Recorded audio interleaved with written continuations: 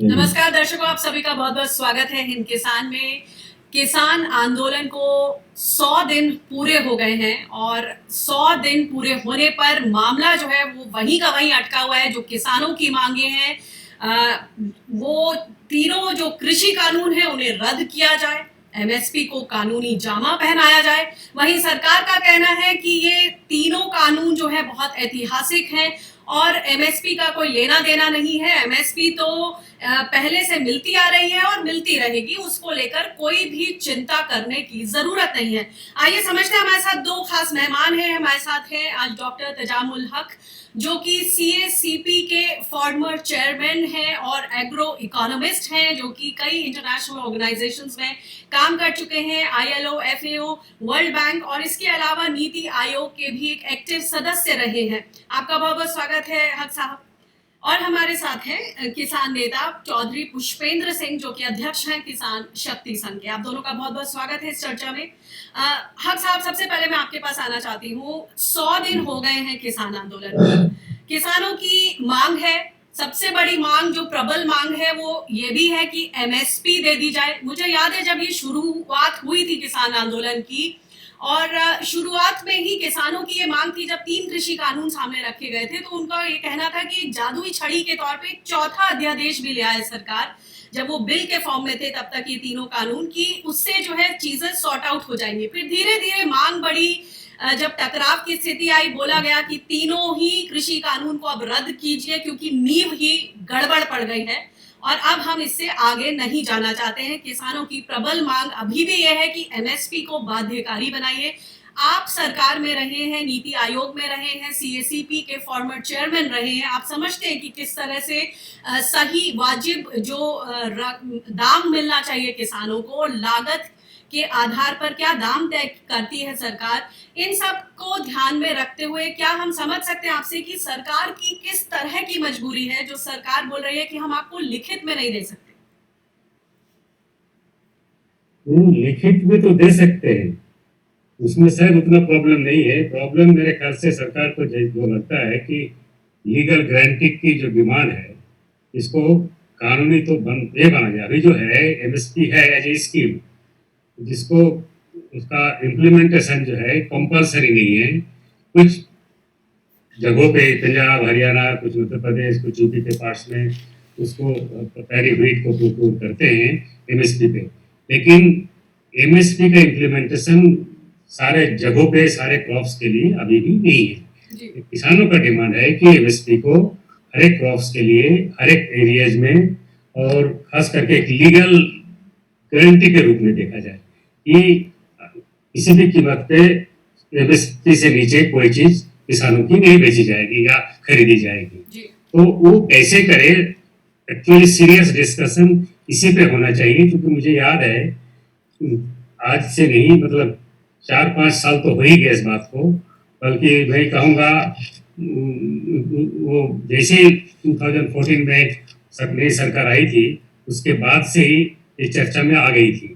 एक तो एमएसपी को लीगल सेफ देना और दूसरा था कि कैसे कंप्लीट डे टू एवरेज ऋण से कैसे किसानों को मुक्ति मिले, जो कि दो मेन समस्या है। और इसके लिए एक प्राइवेट मेंबर्स बिल भी इंट्रोड्यूस होता पार्लियामेंट में राजू शेट्टी के द्वारा। राजू शेट्टी एक्चुअली महाराष्ट्र के शेतकरी संगठन से मेंबर ऑफ पार्लियामेंट भी थे, तो उन्होंने प्राइवेट मेंबर्स बिल भी किया था। लेकिन आपको पता है कि जैसे प्राइवेट मेंबर्स बिल का क्या इंपॉर्टेंस होता है, कैसे करते हैं, तो वो पास हुआ नहीं और वहीं के वहीं रह गया। अब जब न्यू फार्मूला लाया गया तो किसानों को लगा ये तो कुछ हम कुछ डिमांड कुछ और कर रहे थे और हुआ कुछ और। तो उल्टा लगता है कि एमएसपी को खत्म करने की कहीं षड्यंत्र तो नहीं है, एपीएमसी को खत्म करने का तो षड्यंत्र नहीं है। इस तरह की बातें सोची गई, खास करके किसानों के द्वारा जो रिएक्शन हुआ।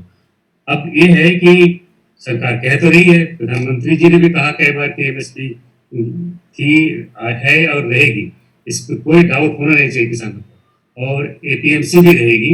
एपीएमसी और नॉन एपीएमसी मार्केट जो हम यहाँ क्रिएट करने जा रहे हैं, उसमें कंपटीशन होगा और उस कंपटीशन के चलते फार्मर्स को अच्छा। दो बातें हैं, कंपटीशन तो इक्वल लेवल प्लेइंग फील्ड होता है तभी कंपटीशन का मायने होता है। और दूसरी बात जो उन्होंने कहा कि एमएसपी थी और मिलती रहेगी, तो उसपे तो आए दिन हमारे सामने उदाहरण है, जहां अभी हाल का ताजा नसरुल्ला मंडी मध्य प्रदेश में, जहां एक किसान रोता जा रहा है, गेहूं की जो उसका भाव है वो 1600 का मिला, वो कह रहा है इसकी बताइए क्वालिटी में क्या कमी है। मतलब ये तो रोज का उदाहरण है। तो ये तो पूरा देश जानता है कि किसानों को एमएसपी नहीं मिल रही है, ये हकीकत है। तो खाली कुल जमा बोलने से तो प्रॉब्लम का हल नहीं निकलेगा। देखिए, एक बेसिक इसमें कुछ सीरियसनेस चाहिए दोनों साइड से ही कि फार्मर्स का प्रॉब्लम यह है कि मार्केट जो आज के दिन में है बहुत ही रिस्की हो गया, प्राइस फ्लक्चुएशंस बहुत होता है। जरा सा भी प्रोडक्शन किसी चीज़ का बढ़ जाए या किसी तरह से प्राइवेट मार्केटियर्स का मैनिपुलेशन हो तो वो मार्केट जो है क्रैश कर जाता है, जिसके चलते किसानों को अपने उपज का दाम मिलता नहीं है और ये एक बहुत बड़ा रिस्क डे बाय डे बढ़ते ही जा रहा है। और कई सालों से आपने देखा होगा कि इवन फार्म हार्वेस्ट प्राइस हो चाहे होलसेल प्राइस हो, वो उसका जो इंक्रीज का रेट है बहुत ही नॉमिनल है या स्लो है। रियल सेंस में प्राइस बढ़ नहीं रहा है और on the other hand input prices बढ़ रही है। तो कहने का मतलब फार्मर्स का रियल इनकम उस सेंस में जो बढ़ने की उम्मीद थी वो हो नहीं गया। इसलिए फार्मर्स में तो फ्रस्ट्रेशन एक जेन्युइन रूप में है, लेकिन सरकार की भी मजबूरी क्या है कि इलीगल गारंटी देने का मतलब किस तरह से उसको करेंगे, कैसे उसको इम्प्लीमेंट करेंगे, वो थोड़ा सोच समझ के ही करना पड़ेगा। ऐसे करते नहीं से देखिए ऐसे में मैं एक बार पुष्पेंद्र जी को लाना चाह रही हूँ। पुष्पेंद्र जी लंबे समय से ये सुझाव देते रहे हैं कि खाली सरकार को पूरी की पूरी जो 23 फसलें जो सरकार जिस पर एमएसपी अनाउंस करती है, ये जरूरी नहीं है कि सरकार को ही वो सारी की सारी खरीदनी है। प्राइवेट ट्रेडर्स के लिए अगर ये बाध्यकारी बन जाए तो उनको उतनी रकम खर्च करनी पड़ सकती है, मगर कहीं ना कहीं इसका एक सोल्यूशन मिलेगा। पुष्पेंद्र जी अपनी बात को आगे बढ़ाएं और इसको रखें। जी जी, देखिए इसमें हक साहब बैठे बड़ी अच्छी बात है। देखिए मैंने इस विषय में जो मंत्रीगण से भी और कृषि सचिव से भी मेरी मीटिंग हुई थी, मैंने इस बात को रखा है और बहुत सिंपल तरीके से रखा है। हमारी मांग ये है कि जो सरकार 23 फसलों की एमएसपी पर खरीदती है, जो भी क्वांटिटीज वो खरीद रही है वो खरीदती रहे। उसके अलावा जो प्राइवेट सेक्टर खरीदता है एमएसपी की फसलों का, वो मिनिमम एमएसपी से नीचे ना खरीदे। मांग हमारी ये है। ना तो हम सरकार से कह रहे हैं कि सारा माल हमारा एमएसपी खरीदो, ना हम प्राइवेट सेक्टर से कह रहे हैं कि वो जो है जबरदस्ती खरीदे। हम ये कह रहे हैं कि यदि मार्केट में वो उतरेंगे यानी प्राइवेट वाले, तो वो एमएसपी से नीचे ना खरीदे। इसकी स्टैटिस्टिक्स भी मैंने समझाई है। ये 30 लाख करोड़ रुपए की लगभग एग्रीकल्चर जीडीपी है, जिसमें से 20 लाख करोड़ रुपए का माल हमारा नॉन एमएसपी की फसलों का है। यानी एमएसपी की फसलों का लगभग 10 लाख करोड़ रुपए का ही जो है प्रोडक्शन है, वैल्यू है। इसमें से 1/3 हिस्सा लगभग किसान खुद कंज्यूम कर लेते हैं, या बीज के रूप में लग जाता है, या खराब हो जाता है, या एक्सचेंज हो जाता है। बाकी 1/3 के आसपास इंक्लूडिंग शुगर केन जो है सरकार खरीद रही है, गेहूं चावल और शुगर केन, क्योंकि एमएसपी के ऊपर एसएपी के ऊपर बिक जाता है तो वो भी खत्म हो जाता है। केवल 1/3 यानी 3.5 लाख करोड़ रुपए का माल ही एमएसपी की फसलों का प्राइवेट सेक्टर वाले खरीदते हैं। ये फिगर्स गवर्नमेंट ने तस्दीक की है और इस विषय में एक आर्टिकल हरीश दामोदरन जी ने भी पिछले दिनों इंडियन एक्सप्रेस में छपा था। मेरी उनसे चर्चा हुई थी, उसी आधार पे हमने उसको वहां पर उन्होंने लगाया था। तो 3.5 लाख करोड़ रुपए का जो माल है, हमने ये माना यदि वो एमएसपी पे खरीदेंगे तो एट द मोस्ट उनको ऑन एन एवरेज 20% ज्यादा भी पे करना पड़ जाए तो लगभग जो है 50-60 हजार करोड़ रुपया अतिरिक्त पे करना पड़ेगा। लेकिन उनको पे करना पड़ेगा, यानी प्राइवेट सेक्टर को पे करना पड़ेगा। गवर्नमेंट का इसमें कोई एक भी पैसा एक्स्ट्रा खर्च नहीं होना है जी। तो ये हमने स्पष्ट किया है। जी तजामुल साहब, आप ये बताएं, जो ये फॉर्मूला पुष्पेंद्र जी ने सामने रखा है, इसमें आप किस तरह की दिक्कतें देखते हैं? जो प्राइवेट ट्रेडर्स हैं, अगर मैं बात करूं commission for agriculture cost and prices, क्योंकि आप उसके फॉर्मर चेयरमैन रहे हैं, तो जो पहले तो हम ये समझना चाहेंगे कि प्राइसेस जो है, जो एमएसपी का जो भाव है, वो किस आधार पर तय होता रहा है और अब बदले हुए समीकरणों में क्या चेंजेस लाने की जरूरत है? और जो ये दूसरी प्रबल मांग है, सभी किसानों को लगता है कि हम ये नहीं एक्सपेक्ट कर रहे कि जो सरकार है वो पूरी की पूरी फसल खरीदे, मगर जो भाव है उसको एक लेवल पर लाने के लिए प्राइवेट ट्रेडर्स के लिए भी बाध्यकारी बनाए उस भाव को। तो उसमें आप किस तरह की दिक्कत देखते हैं प्राइवेट ट्रेडर्स की तरफ से? देखिए, अगर आप किसी भी प्राइवेट ट्रेडर्स को या कॉर्पोरेट से आप डिस्कस करेंगे जो एग्रीकल्चर सेक्टर में है इस मार्केटिंग में, वो कहेंगे कि भाई हम तो बिजनेस करते हैं, हम कोई चैरिटी तो खोल नहीं रखे। उनको अगर आप कहेंगे कि कॉस्ट प्लस 50% मार्जिन दो या स्वामीनाथन कमेटी का फार्मूला इम्प्लीमेंट करो, तो वो किसी भी तरह से तैयार नहीं होंगे, इम्पॉसिबल है।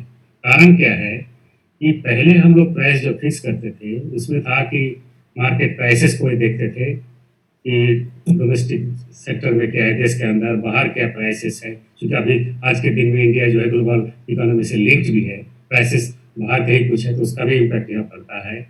ये है डिमांड सप्लाई सिचुएशन क्या है किस कमोडिटी का, इंटर क्रॉप प्राइस पैरिटी देखते हैं कि एक क्रॉप का हमने बढ़ा दिया और दूसरा को नहीं बढ़ाया तो उसका इम्पैक्ट क्या हो जाएगा। इसी तरह से नेचुरल रिसोर्स मैनेजमेंट में क्या उसका इम्पैक्ट पड़ेगा, ये सारे बातों को ध्यान में रखते हुए प्राइस फिक्स किया जाता है। अब क्या हो गया कि सिंपल तरीका कि कॉस्ट प्लस 50% मार्जिन। अब उसमें दिक्कत क्या है कि खास करके कॉर्पोरेट सेक्टर्स की जो कहना है कि प्राइवेट सेक्टर को कि हम 50% मार्जिन कहाँ से देंगे, हमें 10% मिलता नहीं है, 20% नहीं मिलता मार्जिन, हम कहाँ से 50% देंगे। प्लस उनके बिजनेस में वेस्टेज भी है, स्टोरेज का कॉस्ट है, ट्रांसपोर्टेशन कॉस्ट है, और भी सारी चीजें हैं, तो वो जो कि मतलब उनके लिए बहुत बड़ा चैलेंज के रूप में है। दूसरी बात यह है कि गवर्नमेंट सारी चीज को नहीं करेगी। इन्होंने बिल्कुल सही कहा कि गवर्नमेंट के लिए पॉसिबल भी नहीं है। गवर्नमेंट के लिए इतना ही पॉसिबल है कि जब भी कोई चीज मार्केट में एमएसपी से नीचे ज्यादातर जाने की जो मतलब एक ट्रेंड हो, उसी टाइम गवर्नमेंट इंटरवीन करे, और गवर्नमेंट इंटरवीन कर अगर 5% करे, 10% करे, तो उसी टाइम मार्केट प्राइसेस ऊपर होने लगता है। तो यानी आप बात करें जैसे कि एक भावांतर स्कीम मध्य प्रदेश में या फिर केरला में जो 1 नवंबर से रोल आउट हुई है 2020 में, जो एमएसपी जो दे रहे हैं, तो इसमें आप क्या दिक्कतें देख रहे हैं? ये बिल्कुल सही तरीका वही है कि जब भी मार्केट प्राइसेस एमएसपी का भी मतलब ये है कि जब एमएसपी सही तरीके से फिक्स हो। अगर आप इस तरह से करेंगे कि कॉस्ट प्लस 50% मार्जिन है स्वामीनाथन का, तो कोई भी प्राइवेट सेक्टर इसमें एग्रीएबल नहीं होंगे, और गवर्नमेंट के लिए भी प्रॉब्लम है, गवर्नमेंट भी नहीं करता। पर सर यहाँ बात तो अभी पुष्पेन जी, मैं इसमें आपको लाना चाहूंगी, बात तो है A2+FL जो अभी मौजूदा जिसके आधार पर मतलब लागत जो A2 की लागत है प्लस फैमिली लेबर, उसके आधार पर जो एमएसपी तय होता है, किसानों को वो भी नहीं मिल रहा है।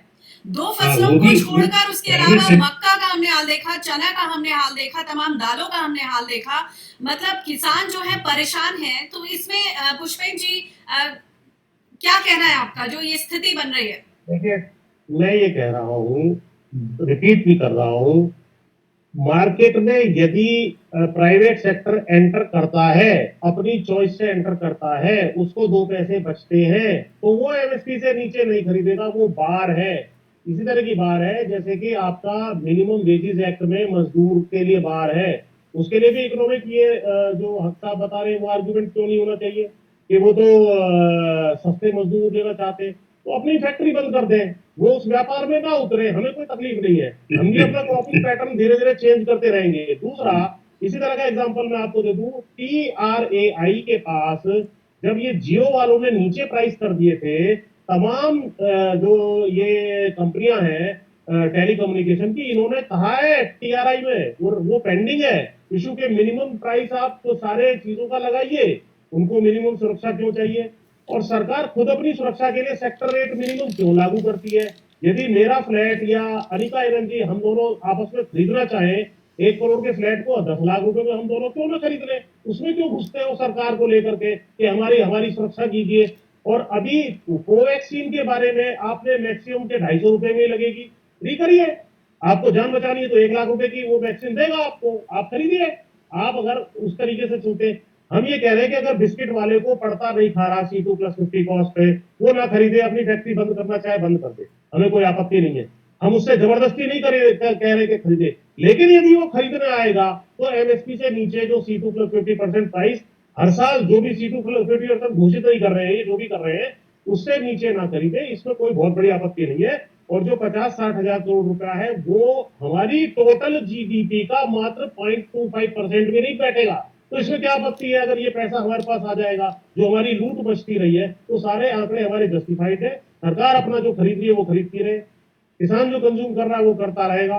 जो 3.5 लाख करोड़ रुपए का माल प्राइवेट सेक्टर वाले एमएसपी की फसलों का हमसे खरीद रहे हैं, वो उनको 4 लाख करोड़ रुपए का पड़ेगा। केवल हम ये कह रहे हैं अगर वो मार्केट में बने रहते हैं, अगर वो एग्जिट करते हैं तो कर ले, हम अपना फसल पैटर्न चेंज कर लेंगे, या जो भी हमें उस फसल का करना हम कर लेंगे, हमें कोई दिक्कत नहीं है। हमारा कहना केवल इतना है जी।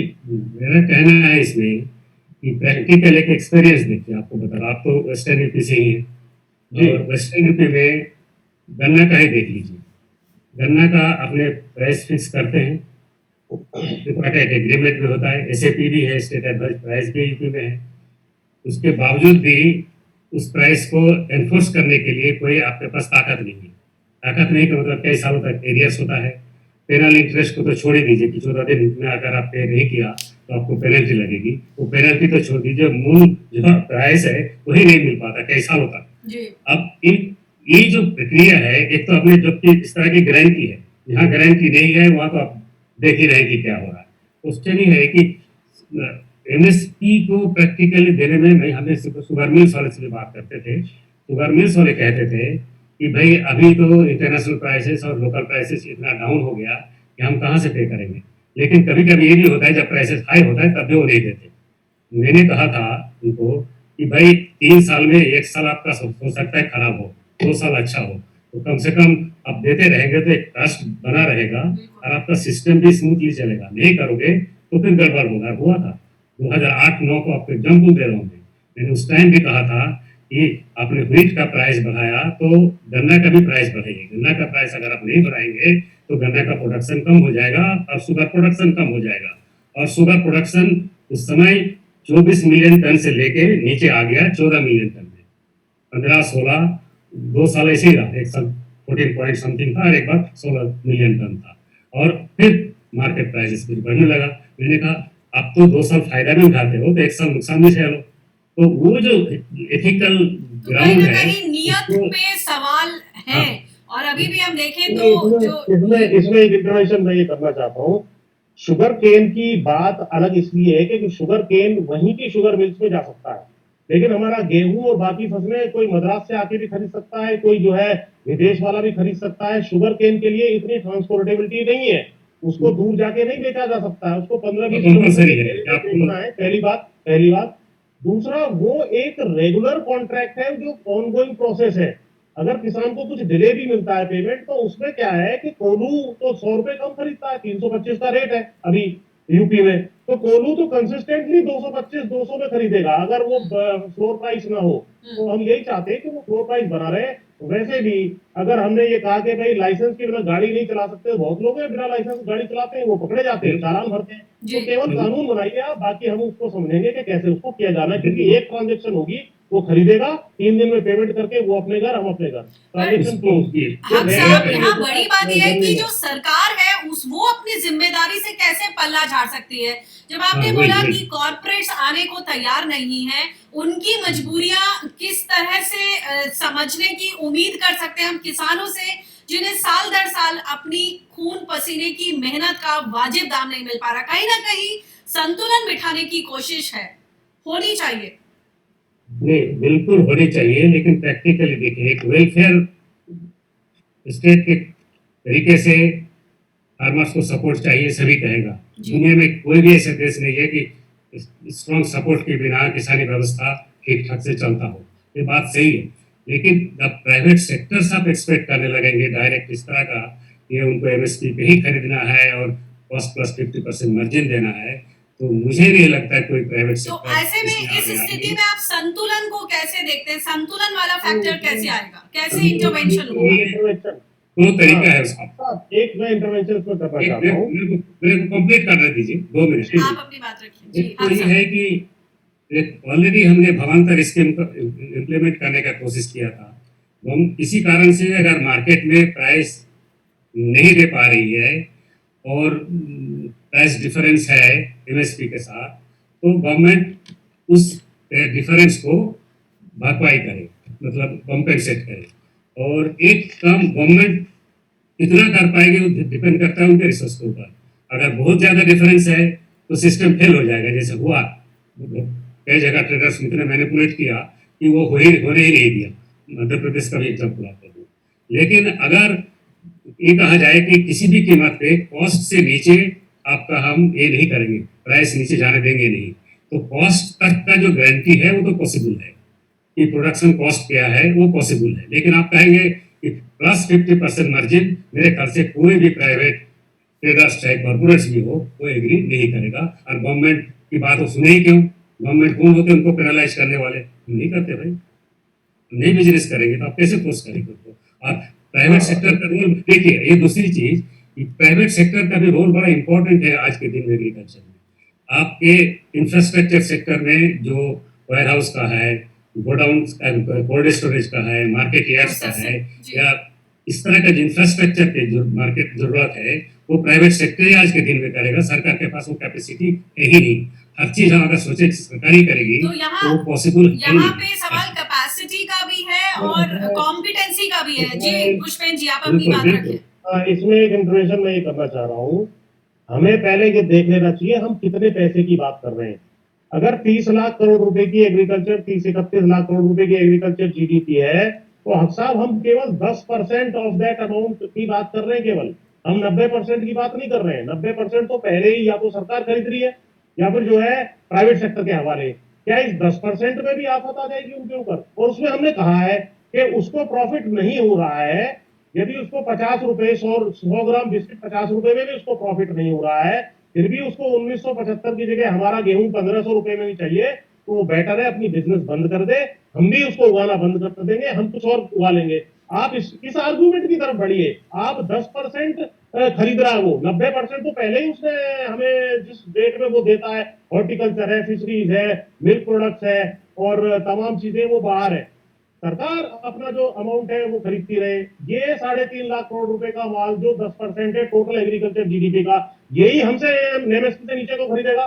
इसके ऊपर आप बाहर तो लगाइए। इसको प्रॉफिट नहीं होगा, ये तो कॉस्ट प्लस पे बेचता है, ये तो सबको पता है। अगर उसको 1975 में मेरे से खरीदेगा तो वो 1500 रुपए में तो आटा बेचेगा नहीं, वो 4100 रुपए में, मतलब 41-42 रुपए पर केजी में आटा बेचेगा। तो उसको आप बाहर लगाइए, बाकी हम देख लेंगे, कोई दिक्कत नहीं है। जैसा मैंने वैक्सीन के उदाहरण में भी दिया, तो उसको बाहर लगाने की तरफ बढ़ना है हमें। 10% को कंट्रोल कर रहे हैं हम केवल, हम सारे को कंट्रोल नहीं कर रहे। उसमें भी कोई पर्सनल ट्रांजेक्शन किसी से करता है कम में किसान, तो उसको छोड़ दीजिए, उसको हम उसमें भी डाल जा रहे हैं। इसको किया जा सकता है मेरे हिसाब से। जी मेरे हिसाब से दिक्कत है इसमें प्रैक्टिकल। दोनों तरफ को एक ओपन माइंड से कॉन्क्रीट आइडियाज लेके आगे बढ़ना होगा। एक कॉन्फ्रंटेशन एटीट्यूड से काम चलेगा नहीं। दूसरी बात है कि पॉसिबल है, जैसे मैंने कहा कुछ चीजें, कि एक दूसरा सजेशन था कि हर एक कॉमोडिटी में नहीं करके हर एक स्टेट का जो 2-3 जो भी मेजर कॉमोडिटी क्रॉप्स है ओके में इसको इम्प्लीमेंट करने की कोशिश करें, पायलट तो करें। तीसरा आइडिया मैंने दिया था कि एक अभी सबसे बड़ा प्रॉब्लम किसानों का है रिस्क फैक्टर एग्रीकल्चर में, कि एक तो फसल मारे जाते हैं, कभी ओले पड़ गए, कभी बाढ़ आ गए, कभी सूखे पड़ गए, और दूसरा मार्केट प्राइस हरदम फ्लक्चुएट करता है, और अभी कई सालों से तो मार्केट का ट्रेंड ही बहुत खराब है। तो इस हालत में किसानों का हालत सचमुच खराब है। अब उसको वो जो हम एक बार शुरू किए थे, मुझे याद है 2003 में, फार्म इनकम इंश्योरेंस का कॉन्सेप्ट, उसको फिर आगे चला नहीं कई कारणों से। वो फार्मर्स को एक अपनी इनकम की गारंटी हो, और मार्केट उसमें वो जो मार्केट का रिस्क है और वेदर का रिस्क है दोनों कवर हो जाए, तो फार्मर्स विल बी हैप्पी, कोई दिक्कत उसमें है नहीं। और इस तरह के स्कीम को गवर्नमेंट अभी भी इनडायरेक्टली किसी न किसी तरह से सपोर्ट करती है।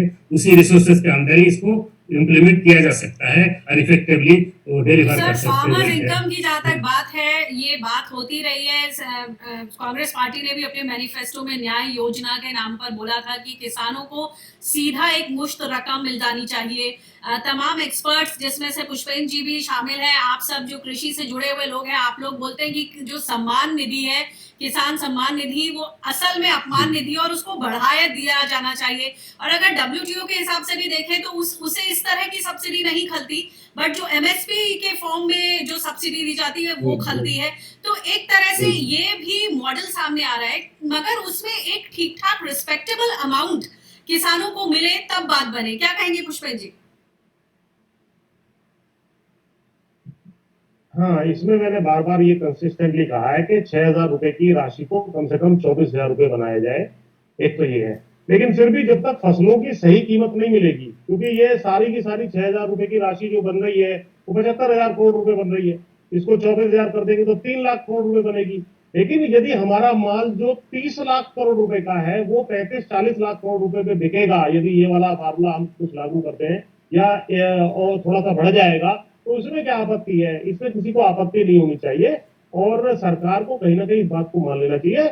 हम सरकार से एक्स्ट्रा खरीदने के लिए नहीं कह रहे, हम प्राइवेट सेक्टर से भी नहीं कह रहे, बल्कि प्राइवेट सेक्टर में जैसे एक आध कंपनी ने कहा भी है कि हम एमएसपी से नीचे नहीं खरीदेंगे, जैसे उज्ज्वला योजना में सब्सिडी लोगों ने छोड़ दी, तो प्राइवेट सेक्टर क्यों नहीं कह सकता कि भाई हमको एमएसपी कम से कम बेसिक मिनिमम है जो सर्वाइवल के लिए किसान हक को साहब, चाहिए, मैं इसकी इसमें मेहनत का ये लागत का तो दे दे। समझना चाहती हूँ जो पुष्पेन जी ये सुझाव दे रहे हैं, इसमें हम कॉर्पोरेट सेक्टर की तरफ से जो आप प्रैक्टिकल दिक्कतें देख रहे हैं वो असल में है या अजम्पशन है कि दिक्कतें आएंगी?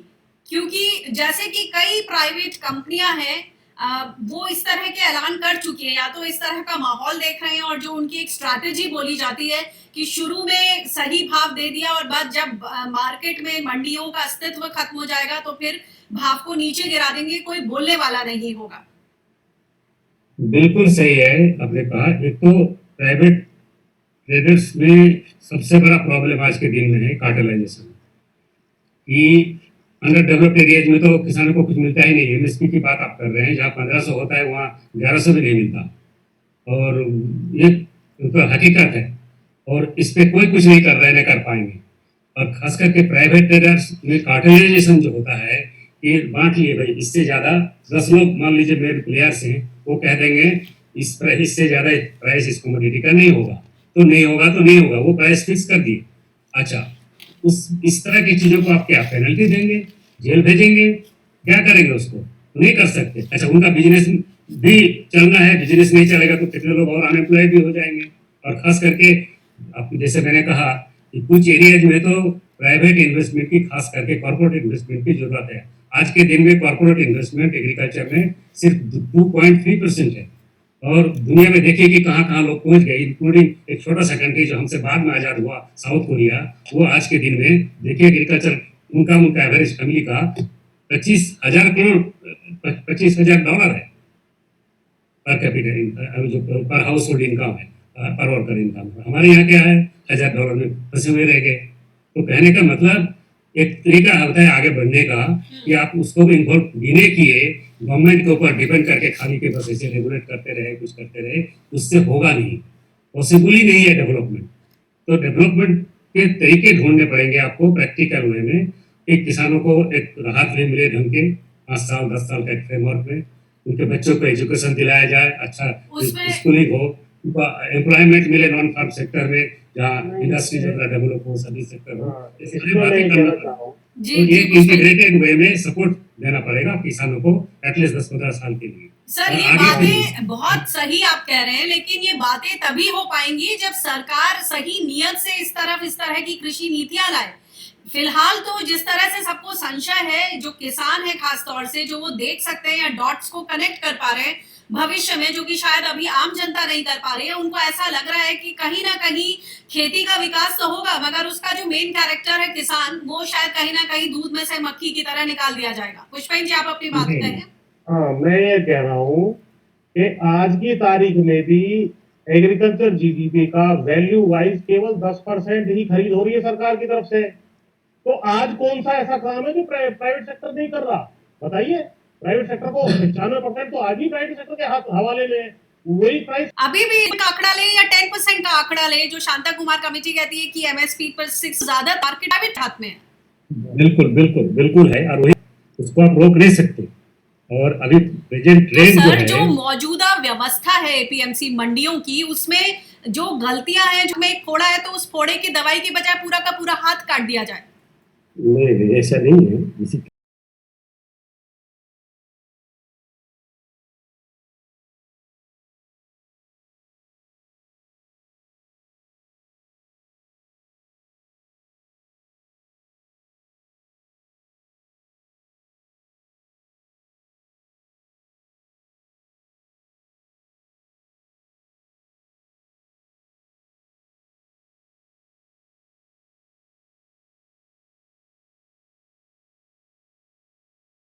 ये है कि एपीएमसी सिस्टम को भी आप स्ट्रॉन्ग बनाइए, साथ साथ एक लेवल प्लेइंग फील्ड भी दीजिए जैसे कहा आपने, और प्राइवेट ट्रेडर्स को, प्राइवेट कॉर्पोरेट्स को भी एग्रीकल्चर में बिग वे में इन्वॉल्वमेंट करके कैसे पूरा इंफ्रास्ट्रक्चर को आप डेवलप करें, सप्लाई चेन को इम्प्रूव करें, वो सारे बातों तो को करना यानी पड़ेगा तभी उसमें जाके। सरकार की जो भूमिका है वो गायब नहीं हो सकती है, सरकार अपना पल्ला नहीं झाड़ सकती है।